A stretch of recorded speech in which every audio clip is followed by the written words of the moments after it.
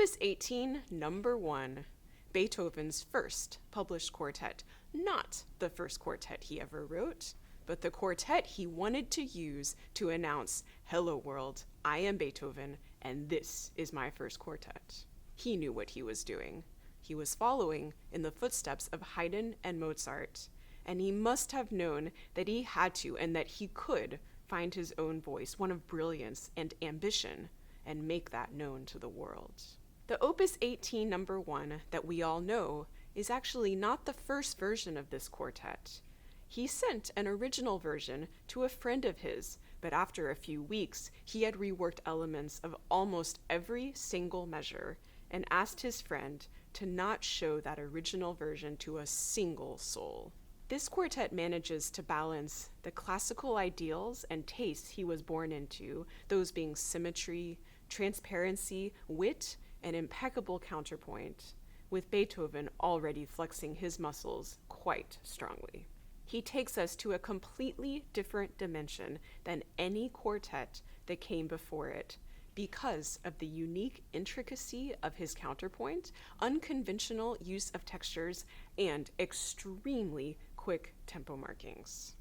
The way he begins this quartet is seemingly unassuming. But then it quickly turns into an unexpected turn of events and eventually a phrase that the rest of the movement is built on.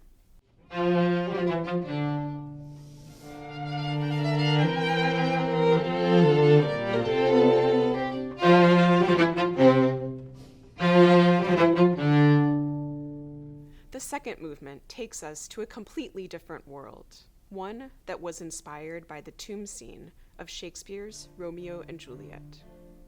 A deep sense of tragedy pervades the movement.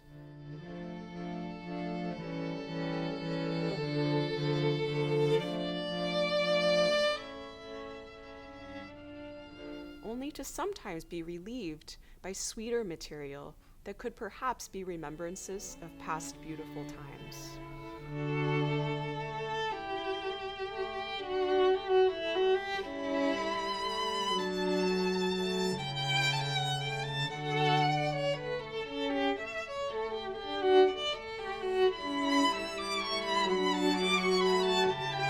But ultimately ends with a dagger to the heart.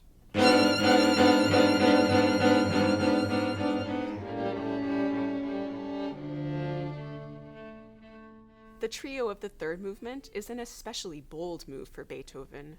He starts with the quartet in fortissimo octaves on the note C, which, from what comes before it, makes us feel completely uneasy, like we're not sure at all what is going to happen.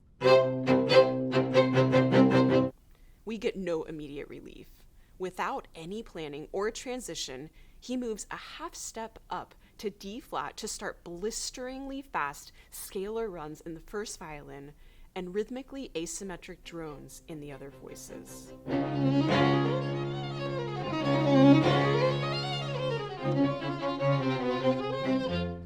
The last movement brings back a simple sense of classical symmetry, but not without its Beethovenian edge. The movement uses each voice of the quartet so fully that there is a palpable inner life that permeates this movement and brings us with unstoppable momentum to the end.